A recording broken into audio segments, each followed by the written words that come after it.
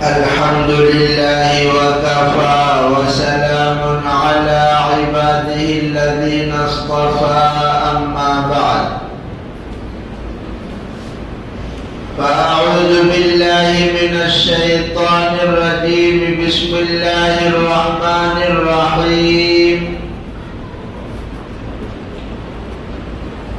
فإن الله هو مولاه وجبريل وصالح المؤمنين والملائكة بعد ذلك ظهير صدق الله العظيم.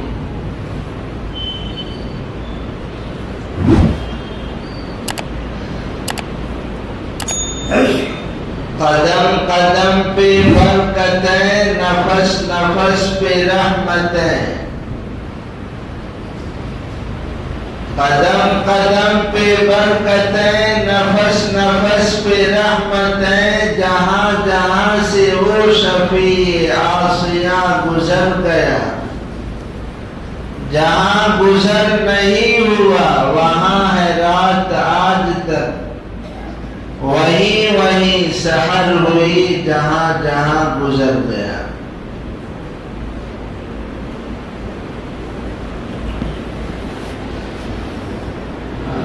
اللہ تبارک و تعالی نے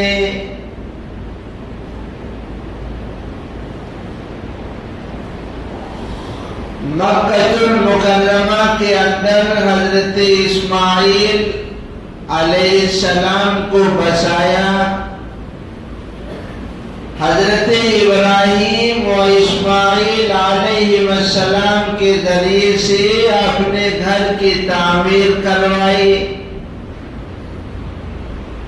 مکہ شہر کو امن والا حرم محترم قرار دیا. لیکن مدینہ کو کون جانتا تھا؟ مدینہ کا تو تاریخ میں نام ہی نہیں. حضور اکرم صلی اللہ علیہ وسلم کی جائے ہجرت قرار دے کر اللہ نے اس شہر کو امن والا بنا دیا. اس شہر کو بھی حرم محترم میں شامل کر دیا. اللہ نے اس شہر کو بھی فضیلت بخشی. کس کی وجہ سے؟ آپ صلی اللہ علیہ وسلم کی وجہ سے. اگر مکہ میں ہی آپ رہتے تو لوگ کہہ سکتے تھے کہ اس مکہ شہر کو ابراہیم و اسماعیل علیہ السلام نے مبارک بنایا تھا، ان کی وجہ سے اس کو فضیلت حاصل ہوئی تھی. لیکن شہر مدینہ کو تو کوئی محترم نہیں بنایا، اس کو تو کوئی جانتا ہی نہیں تھا. حضور صلی اللہ علیہ وسلم کو جب یہ بتا دیا گیا کہ آپ کی ہجرت یثرب یعنی مدینہ کی طرف ہوگی، تو اس شہر پر اللہ رب العزت کا کرم ہو گیا اور اس کی رحمتیں برسنے لگی.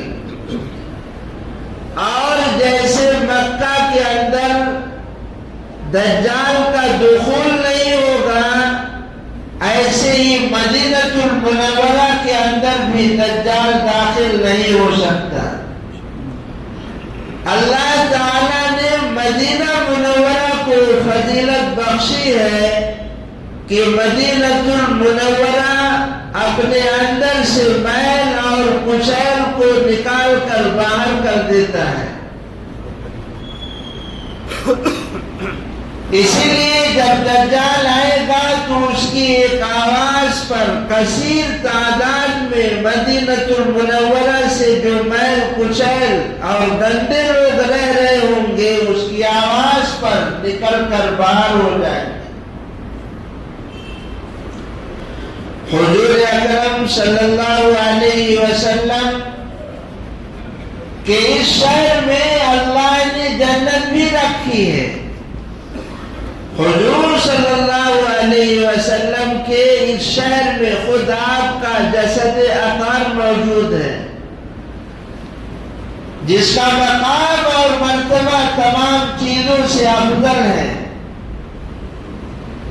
حضور اکرم صلی اللہ علیہ وسلم کے اس شہر میں اگر مکہ میں ایک برکت ہے تو اس شہر میں ڈبل برکت کی دعا ہے۔ اللہ تبارک و تعالیٰ نے مدینہ المنورہ کے اندر دوگنی برکت رکھی ہے مکہ سے۔ حضور صلی اللہ علیہ وسلم نے اللہ کے حکم سے مدینہ کی طرف آپ ہجرت کر رہے ہیں، کیسا مشکل راستہ ہے، لیکن آپ نے اسباب کو ترک نہیں کیا، اسباب کو آپ نے اختیار کیا۔ کس کی وجہ سے؟ امت کی وجہ سے، تاکہ امت کو نمونہ مل جائے کہ جب حالات سخت سے سخت ہو اور میری امت کا کوئی فرد پریشانیوں میں مبتلا ہو تو اسباب کو ترک نہ کرے، اس کو اختیار کرتے ہوئے اللہ پر بھروسہ رکھے۔ اس لیے یاد کرو غار ثور کے اس واقعے کو جب سیدنا صدیق اکبر نے فرمایا یا رسول اللہ کہیں ہم پکڑ نہ لیے جائیں، حضور اکرم صلی اللہ علیہ وسلم نے کیا ارشاد فرمایا؟ لا تحزن ان اللہ معنا۔ ابو بکر غم نہ کرو، حزن مت کرو، یہ آپ کو اپنی فکر نہیں ہے۔ حزن لا تحزن یہ دوسروں کے لیے ہوتا ہے، یعنی آپ یہ کہہ رہے ہیں آپ کو تو پورا اطمینان ہے، بھروسہ ہے کہ ہمارا کوئی کچھ نہیں بگاڑ سکتا، لیکن سیدنا صدیق اکبر سے آپ کا یہ فرمانا لا تحزن، ابو بکر تم فکر نہ کرو، ہمیں تو ہے ہی نہیں فکر، لیکن تم بھی فکر نہ کرو، اس لیے کہ اللہ ہمارے ساتھ ہے، اللہ کی نصرت اور مدد ہمارے ساتھ ہے۔ یہ چند افراد کا قافلہ مدینہ منورہ کی طرف رواں دواں ہے۔ معجزات پہ معجزات اس سفر میں پیش آ رہے ہیں۔ بھلا بتائیے جو بکری دودھ نہیں دیتی ہو، جس کو کسی نر نے ٹچ نہیں کیا ہو، اس کے تھنوں سے پیغمبر کا دودھ نکال لینا اور اس نوجوان کو جو بکریاں چرا رہا تھا اس کو سونپ دینا، اسے خود پلانا، جس سے نوجوان متاثر ہوتا ہے اور اسلام پر آمادہ ہو جاتا ہے۔ یہ مدینہ کی طرف جو آپ کا قافلہ رواں دواں ہے، شام سے ایک قافلہ تجارت کرتے ہوئے آ رہا ہے جس میں حضرت زبیر بھی ہے۔ حضور اکرم صلی اللہ علیہ وسلم کو کپڑا تحفے میں پیش کرتا ہے۔ پہلے تو ٹیلی فون تھے نہیں، موبائل تھے نہیں، خطوط سے بات چیت ہوتی تھی۔ خود ہمارے بچپن میں ہم مدرسے میں پڑھتے تھے تو گھر سے خط آتے تھے، ہم بھی لکھتے تھے مدرسوں سے، لیکن اب موبائل کا دور ہے، ٹیلی فون کا دور ہے۔ ادھر مدینہ میں خبر پہنچ گئی ہے کہ رسول اکرم صلی اللہ علیہ وسلم اس کائنات کے سردار ہجرت کر کے ہمارے شہر میں آ رہے ہیں۔ اس لیے جو بھی قافلہ آتا مدینہ کے لوگ پوچھتے رہتے تھے، آپ نے کچھ لوگوں کو راستے میں دیکھا ہے؟ آنے جانے والے قافلوں سے دریافت کیا کرتے تھے، اور مدینہ شہر سے حرہ نامی مقام پر جو 4-5 کلومیٹر دور ہے، روزانہ شہر سے نکل کر 4-5 کلومیٹر دور آ کر پیغمبر کے استقبال کے لیے موجود رہنا، اور جب دھوپ تیز ہو جاتی تھی تو اپنے گھروں کو تشریف لے جانا، یہ بتاتا ہے کہ ان کا شوق اور ان کی تڑپ اور ان کے دلوں میں پیغمبر کی عظمت اور محبت کتنی تھی کہ اتنا لمبا سفر کر کے پیغمبر کے استقبال کے لیے شہر سے نکل کر روز آنا اور پھر واپس جانا، کیا طلب تھی ان کی اور کیا شوق تھا کہ پیغمبر کے استقبال کے لیے اتنا لمبا روز اپ ڈاؤن سفر ہو رہا ہے۔ حضور اکرم صلی اللہ علیہ وسلم اپنے سفر کو جاری رکھے ہوئے ہیں اور مدینہ کے لوگ بھی روزانہ اپنا اپ ڈاؤن کرتے رہتے ہیں۔ یعنی آپ بتائیے، صبح سویرے اٹھ کر کے آنا اور جب سورج کی تپش تھوڑا تیز ہوتی ہے تو اپنے گھروں کو جانا، یہ بتاتا ہے کہ صبح سویرے اٹھنے کا عام رواج تھا۔ ممبئی کی شہروں کی طرح 11 بجے اٹھ کر 1 بجے ناشتہ کرنا اور رات کا شام کا کھانا 4-5 بجے کھانا اور رات کو 1-2 بجے سونا، یہ رواج نہیں تھا، جس سے نماز فجر قضا ہو جائے اور عشاء اور مغرب آپ کے ڈھابے میں گزر جائے، یہ رواج تو نہیں تھا، جس کی وجہ سے آج بے برکتی ہو گئی ہے۔ آج آدمی محنت کر رہا ہے، اسباب اختیار کر رہا ہے، لیکن اتنا ہی پریشان ہے جتنا دولت۔ صبح کا اٹھنا ہم نے چھوڑ دیا، ورزش ہم نے چھوڑ دی، پیغمبر کی دعاؤں کے ہم مستحق نہیں رہے۔ وہ غیر مسلم جو اسلام کو قبول نہیں کرتا، پیغمبر کی تعلیمات سے منہ موڑا ہوا ہے، لیکن اسے معلوم ہے کہ صبح کو اٹھنا صحت کے لیے اچھا ہے، صبح کو اٹھ کر بزنس کرنا، تجارت کرنا مال میں برکت کا ذریعہ ہے، اس لیے رات کو جلدی سوتا ہے، صبح 5 بجے اٹھ جاتا ہے، اور ہم رات کو 3 بجے سوئیں گے، فجر کی نماز قضا ہو جائے گی، موبائل میں لگے رہیں گے اور پھر 11 بجے 12 بجے کام پر نکلیں گے، کیا کمائیں گے اور کیا برکت ہوگی؟ پریشانی نہیں ہوگی تو اور کیا ہوگی؟ آپ کی صحت بنے گی، فجر کی نماز جب جماعت سے نہیں ہوگی تو دن بھر وہ جو شیطان سوتے وقت گرہ لگایا تھا وہ جب ٹوٹے گی نہیں اور کھلے گی نہیں تو دن بھر آپ کا بدن درد کرے گا، کاہلی اور سستی رہے گی۔ اور اگر آپ صبح سویرے اٹھ کر وضو کر لیے، وضو کے بعد کی دعا پڑھ لیے، فجر کی 2 رکعت سنت ادا کر لیے، شیطان جو گرہ لگایا تھا وہ ٹوٹ جاتی ہے، پھر دن بھر آدمی چوکنا اور پھرت رہتا ہے، ورنہ دن سستی اور کاہلی میں یوں ہی گزر جاتی ہے۔ اور پھر کیا ہوتا ہے؟ آہستہ آہستہ جب یہی معمول رہتا ہے تو انسانی جسم میں شیطان کا اثر اتنا تیز ہو جاتا ہے کہ پھر آدمی کے اندر بیماریاں جنم لیتی ہیں۔ جیسے حدیث پاک میں فرمایا، انسان کے جسم میں جیسے خون دوڑتا ہے شیطان بھی ایسے ہی دوڑتا ہے، یعنی شیطان کا اثر اتنا تیز ہوتا ہے کہ جیسے خون انسانی جسم میں رفتاری سے دوڑتا رہتا ہے، شیطانی اثر بھی انسانی جسم پر یوں ہی اثر انداز ہو جاتا ہے۔ اب بتائیے 1 مہینہ اگر گرے آپ کی نہ کھلی، آپ کا کیا حال ہوگا؟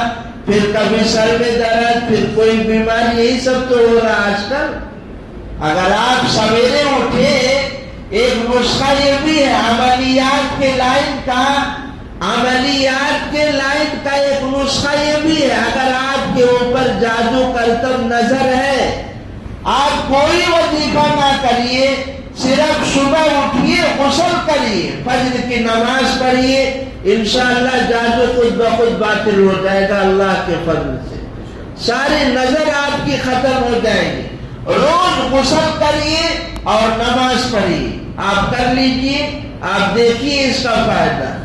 صبح اٹھنے کا فائدہ دیکھیے آپ، تو یہ مدینہ کے لوگ صبح آتے تھے اور آپ کے استقبال کے شوق میں، اس کی طرف میں، محبت میں جب دیکھ لیتے کہ ابھی آپ آ نہیں رہے ہیں تو پھر واپس چلے جاتے۔ ایک دن ایسے ہی واپس جا رہے تھے انتظار کرتے ہوئے، ایک یہودی اپنے چھت پر چڑھا ہوا تھا، اس نے دیکھا کہ کچھ لوگ ہیں جو صحرا میں آ رہے ہیں، اس نے بھانپ لیا ہو نہ ہو یہ آخری پیغمبر ہے، اس نے مسلمانوں کو آواز دی، مسلمانوں تمہارے چہیتے پیغمبر حبیب کبریا کی آمد ہو گئی ہے، وہ دیکھو صحرا میں آ رہے ہیں۔ جب مسلمانوں نے آواز سنی، اپنے ہتھیاروں کی طرف لپکے اور ہتھیاروں کو لے کر رسول اکرم صلی اللہ علیہ وسلم کے استقبال کے لیے دوڑ پڑے۔ کیا بچے، کیا مرد اور کیا عورتیں، کیا جذبہ تھا ان کا اور کیا محبت تھی ان کی کہ عورتیں چھتوں پر چڑھ کر نظارہ دیکھ رہی ہیں۔ بچوں کی زبان پر یہ ترانہ ہے، طلع البدر علینا من ثنیات الوداع وجب الشکر علینا ما دعا للہ داعی ایھا المبعوث فینا جئت بالامر المطاع۔ کس نے سکھلایا ان بچوں کو کہ اتنا بہترین ترانہ ان کی زبانوں پر کس نے جاری کیا؟ محبوب کی محبت میں، اس آخری پیغمبر کی عشق میں بچیاں بھی بے قرار ہیں جن کی زبانوں پر یہ ترانہ ہے۔ مرد حضرات تلواریں لٹکائے ہوئے ہتھیار سے لیس ہو کر پیغمبر کے استقبال کے لیے چلے گئے۔ جو لوگ مدینہ منورہ گئے ہیں، قبا بھی گئے ہوں گے۔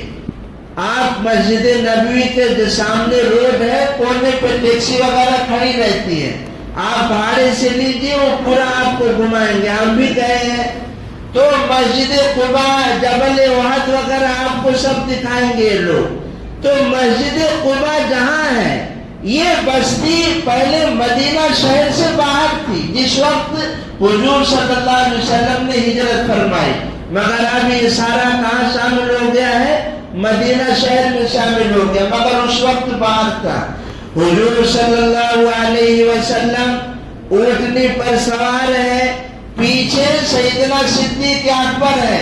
حالانکہ آپ کو یاد ہوگا اونٹنی جب آپ ہجرت کیے کتنی اونٹنی لے کر نکلے تھے؟ 2 اونٹنی، لیکن یہ امام الانبیاء ہے، یہ شہنشاہ کونین ہے جو ایک دوسرے کو حق دیتے ہیں، کسی کا حق مارتے نہیں، جو غلاموں کا بھی خیال کرتے ہیں۔ اس لیے ایک اونٹنی غلاموں کو سونپتی ہے اور ایک اونٹنی پر آگے حضور ہے، پیچھے سیدنا صدیق اکبر ہے۔ اس لیے جب آپ کے اس سفر میں کسی نے پوچھا تھا صدیق اکبر سے، یہ آپ کے سامنے کون ہے، کون سفر کر رہے ہیں؟ صدیق اکبر نے فرمایا تھا یہ ہمارے ہادی ہیں۔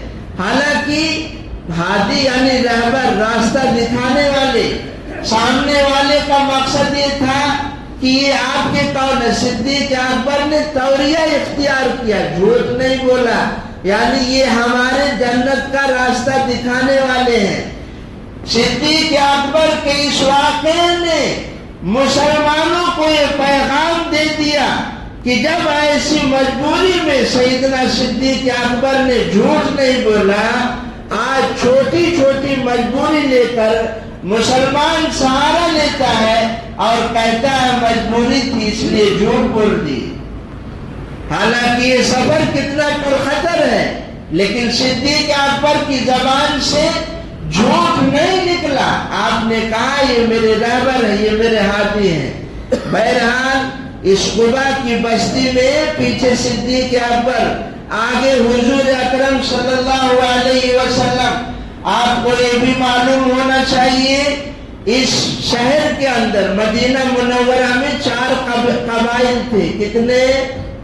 ایک اوس، ایک خزرج، یہ 2 مسلمانوں کی یعنی عربوں کے قبیلے تھے۔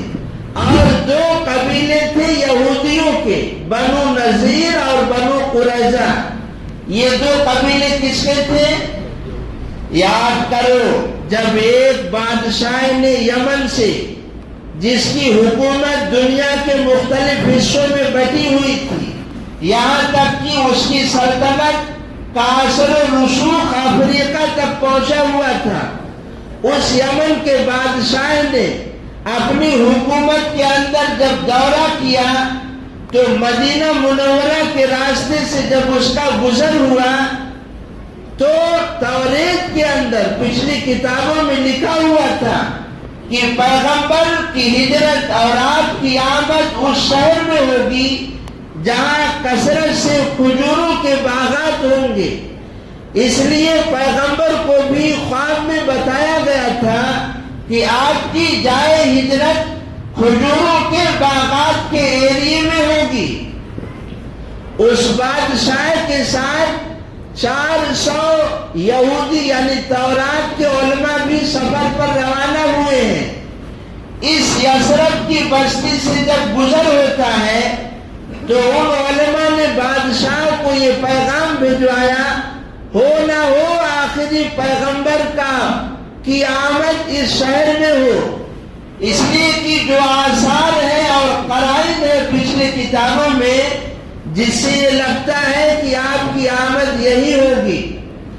اس بادشاہ نے ان علماء کو وہیں روک دیا اور ایک عالم کو خط لکھ کر دے دیا کہ جب آخری پیغمبر آئیں گے تو انہیں یہ خط دے دینا، انہیں سلام کہنا، اور سارے لوگوں کے لیے گھر بھی تعمیر کرا دیا اس بادشاہ نے، شادیاں بھی کرا دی، اور ایک اسپیشل روم حضور صلی اللہ علیہ وسلم کے لیے تعمیر کروایا۔ صدیاں گزر گئی، یہ علماء مدینہ میں قیام کیے ہوئے تھے، سال گزر گئے انتظار میں۔ اس لیے آپ کو معلوم ہے کہ حضور صلی اللہ علیہ وسلم کے چند صحابی نے یثرب کی اس دھرتی پر آپ کی آمد سے پہلے جب محنتیں کی تو ہر گھر میں حضور کا چرچا ہو رہا تھا اور حضور کی شان ہر گھر میں بیان ہو رہی تھی۔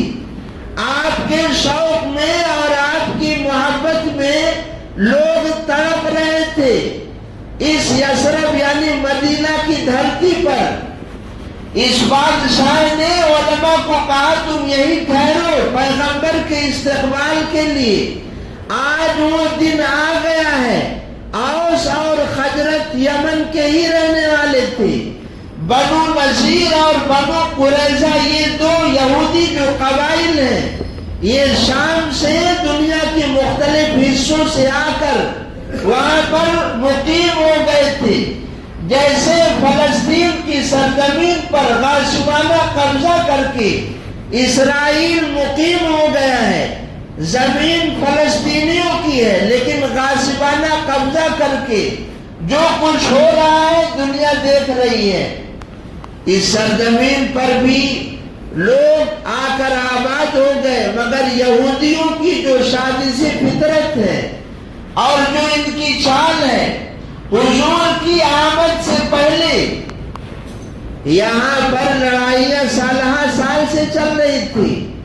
اس لیے لوگوں کے یہ مشورہ ہوا، میٹنگ ہو گئی، کسی کو سردار منتخب کر لیا جائے جس کی صدارت میں لڑائی تھم جائے، لوگ امن و امان سے رہیں۔ صدارت کے لیے نام بھی منتخب ہو گیا، کرسی بھی تیار ہو گئی، تاج بھی تیار ہو کر رکھ دیا گیا۔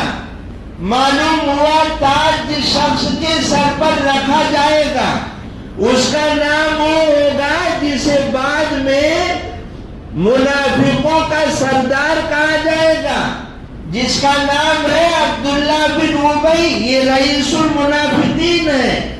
اس کا نام آیا تھا کہ اس کے سر پر تاج رکھا جائے گا۔ اگر حضور کی ہجرت نہ ہوتی، یہ بات کنفرم تھی کہ مدینہ کا سردار منافقوں کا سردار بن جاتا، مگر اللہ کے حکم سے پیغمبر کو ہجرت کرا کر اور مدینہ کی سرزمین پر پیغمبر کو بھیج کر اس کے بھانڈے کو پھوڑ دیا، رنگ میں بھنگ پڑ گیا، اور اس کی سرداری جو تاج اس کے سروں پر رکھنا تھا وہ چھین لیا گیا۔ اور پیغمبر کی آمد جب قبا میں ہوئی تو سارے جھپٹ پڑے، ہر کوئی آپ کے استقبال کے لیے ہمارے یہاں قیام کریے، ہمارے یہاں قیام کریے۔ حضور اکرم صلی اللہ علیہ وسلم نے ایک محلے میں قبا میں قیام فرمایا، اور قیام فرمانے کے بعد دوسرے ہی دن آپ نے مسجد کی بنیاد رکھی، جس سے اشارہ یہ دے دیا گیا مسجد یہ مسلمانوں کی کیل ہے، مسجد کے ساتھ ویسا ہی ویوہار کرنا چاہیے جیسا حضور نے کیا ہے، ویسے ہی اس کی اہمیت رہنی چاہیے جیسا حضور نے ارشاد فرمایا ہے۔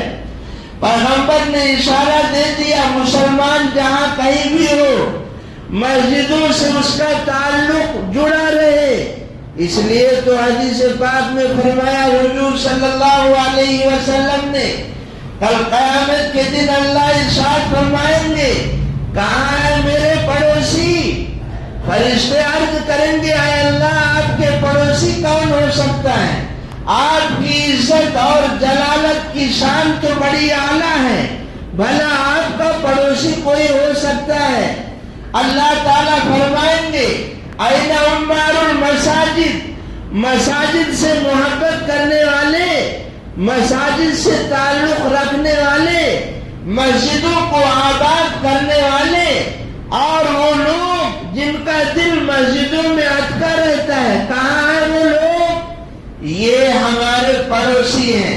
حضور نے پہلا کام کیا، جبکہ آپ جانتے ہیں آپ کے بھی دماغ ہے، آپ سوچئے وہ پیغمبر جس کا کوئی گھر نہیں ہے، وہ صحابہ جو ہجرت کر گئے کوئی گھر نہیں ہے، کوئی جائیداد نہیں ہے۔ آج ہم ممبئی شہر میں آتے ہیں، ہماری پلاننگ یہ ہوتی ہے میرا کوئی بزنس ہو جائے، اگر میری شادی ہو گئی ہے اہلیہ گاؤں میں ہے، میرا ارادہ یہ ہوتا ہے ایک چھوٹا سا روم ہو جائے تاکہ فیملی لا کر کے رکھے۔ اپنے گھر کی آدمی کو فکر ہوتی ہے، لیکن ایک مہاجر بے یار و مددگار جس کا کوئی سہارا نہیں، جب مدینہ کی اس قبا بستی نامی میں جس کا قیام ہوتا ہے اس کی پہلی فکر یہ ہوتی ہے کہ اللہ کے گھر کی تعمیر کی جائے، جس گھر کی تعریف قرآن نے بھی کی ہے، لَمَسْجِدٌ أُسِّسَ عَلَى التَّقْوَى من اول یوم احق ان تقوم فیہ رجال یحبون ان یتطہروا واللہ یحب المتطہرین۔ یہ قبا بستی کے لوگ آج کے دور کی طرح نہیں تھے کھڑے کھڑے پیشاب کرنے، آج کے دور کی طرح نہیں تھے پیشاب کرنے کے بعد ٹیشو پیپر استعمال کر لیں، آج کے دور کی طرح نہیں تھے کہ پیشاب کر لیں اور پاکی بھی نہ حاصل کریں، آج کے دور کی طرح نہیں تھے کہ آدمی ناپاک رہ لے اور اسے کچھ فکر بھی نہ ہو۔ اس قبا کی بستی میں وہ لوگ تھے جن کی قرآن تعریف کرتا ہے کہ جب یہ استنجا کرتے تھے تو ڈھیلا بھی استعمال کرتے تھے اور پانی بھی استعمال کرتے تھے، طہارت کا اتنا اہتمام کرتے تھے کہ اللہ نے ان کی تعریف فرمائی فِيهِ رِجَالٌ يُحِبُّونَ أَن يَتَطَّهَّرُوا۔ اس قبا کی بستی میں ایسے لوگ رہتے ہیں جو پاک صاف رہنا پسند کرتے ہیں، بہت پاکی کے ساتھ رہتے ہیں، اور سنو اللہ بھی پاک رہنے والوں کو پسند کرتا ہے۔ اس قبا بستی نامی میں ایسی مسجد کی بنیاد رکھی گئی جس مسجد کی بنیاد ہی تقوی پر ہے۔ حضور اکرم صلی اللہ علیہ وسلم نے خود اس مسجد کی تعمیر میں حصہ لیا، صدیق اکبر نے لیا، فاروق اعظم نے لیا، حضرت علی بھی مکہ سے مدینہ قبا بستی میں ہجرت کر کے پہنچ گئے ہیں، سارے صحابہ نے حصہ لیا اور مسجد کی تعمیر ہو گئی۔ چند دن آپ نے یہاں قیام کیا، لیکن جہاں مسجد نبوی ہے آج، اصل شہر جو تھا، ادھر آپ روانہ ہوئے۔ جب قبا بستی سے نکلتے ہیں تو دائیں اور بائیں ہر کوئی آواز لگا رہا ہے، پیغمبر کے قدم مبارک ہمارے گھر میں پڑ جائیں۔ ہر کوئی آواز لگا رہا ہے حضور یہاں اتر جائیں۔ ہر کسی کی طلب ہے، لیکن اگر حضور خود اپنے آپ سے کسی کے گھر میں قیام کرتے ہیں تو یہ ہم جیسے منافق نہیں تھے، ہم جیسے بے حس نہیں تھے۔ حضور کی عظمت میں، حضور کی محبت میں اگر پیغمبر خود بخود کسی گھر کو اختیار کر لیتے، ان کے کلیجے پھٹ جاتے، ان کے دل ٹوٹ جاتے۔ اس لیے پیغمبر نے کہا میرے پیارے جانشین صحابہ، اونٹ کو پکڑنے، اونٹ کی مہار پکڑنے کی کوشش نہ کرو۔ اس اونٹ کی لگام کو اللہ نے اپنے ہاتھ میں لے لیا ہے۔ میں خود اپنی مرضی سے کسی کے گھر میں قیام نہیں کر سکتا۔ آج اس اونٹنی کو اللہ چلا رہا ہے۔ یہ اونٹنی جہاں قیام کرے گی، پیغمبر کو بتا دیا گیا تھا کہ یہ اونٹنی جہاں بیٹھے گی آپ وہیں ٹھہریں گے۔ اس لیے حضور نے صحابہ کو جب یہ بتایا، ہر کوئی ہاتھ اٹھا دیا اور دعا کرنے لگا، یا اللہ پیغمبر کا قیام میرے یہاں ہو جائے، پیغمبر کے قدم مبارک میرے گھر میں پڑ جائے۔ وہ پیغمبر جن کی برکت سے ایک وہ بکری جس کے قریب نر نہیں گئی، جن کے تھنوں میں دودھ اتر جاتا ہے، پیغمبر کے قدم جہاں پڑتے ہیں برکتیں وہاں پر بہنے لگتی ہیں، رحمتوں کا نزول ہونے لگتا ہے۔ اس لیے ہر کسی کی طرف ہے، شوق ہے، جذبہ ہے۔ اس لیے ہر کوئی دعا کرنے لگا، اللہ آپ کا قیام میرے یہاں ہو جائے۔ مگر رسول نے کہا اس کی مہار کوئی پکڑے نہ، یہ اللہ کے حکم سے چل رہی ہے۔ مسجد نبوی کی جو جگہ ہے جہاں ممبر ہے، اس کے قریب اونٹنی آ کے بیٹھی اور پھر کھڑی ہوئی، آگے چل کر پھر وہیں آ کر بیٹھ گئی۔ حضور اتر گئے۔ استقامت کا مینار جس نے امت کو سبق دیا ہے، کسی بھی حال میں ناحق نہیں بولنا، اپنی زندگی میں دو رخا رویہ کبھی اختیار نہیں کرنا، منافقت کا انداز کبھی اختیار نہیں کرنا، جہاں رہنا استقامت کا مینار بن کر رہنا۔ وہ استنبول قسطنطنیہ کی فتح کے لیے جب لشکر روانہ ہو رہا ہے، آج اس لشکر میں مجاہدوں کے تلواروں کے ساتھ ساتھ ایک جنازہ بھی ساتھ چل رہا ہے۔ یہ جنازہ کس کا ہے؟ جس کی 80-90 سال عمر ہو گئی ہے، جن کی وصیت ہے کہ مسلمانوں کا یہ لشکر جہاں تک جائے گا وہاں تک میرے جنازے کو بھی لے کر جانا۔ مجاہدین اور اسلامی لشکر جہاں اپنی تلواروں کو لٹکائے ہوئے آگے بڑھ رہے ہیں، وہیں پر ایک جنازہ بھی لے کر جا رہے ہیں۔ یہ ترکیہ استنبول قسطنطنیہ جسے کہا جاتا ہے، یہ ابو ایوب انصاری رضی اللہ عنہ کی جد و جہد سے فتح ہوا۔ حضرت ابو ایوب انصاری وہی استقامت کا مینار کہ جہاں آپ کی اونٹنی آ کر بیٹھتی ہے، سامنے انہی کا گھر ہے جن کا نام ہے خالد بن زید۔ فوراً دوڑتے ہوئے آئے، پیغمبر کا سامان اٹھایا، 2 منزلہ گھر تھا۔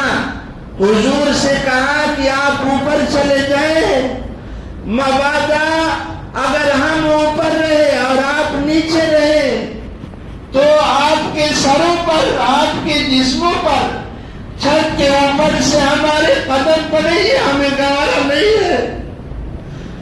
آج رسول کی سیرت کو، آپ کی سنت کو کتنا ہم ٹھکرا رہے ہیں اور کتنا ہم بے ادبی کر رہے ہیں۔ وہ استقامت کا مینار جلیل القدر صحابی پیغمبر سے کہتا ہے آپ اوپر ٹھہریے کہ ہمارے قدم کہیں آپ کے جسموں کے اوپر نہ چلے۔ پیغمبر نے کہا ملاقات کے لیے نچلی والی منزل آسان ہے، اس لیے ایوب ہمیں نیچے ہی رہنے دو۔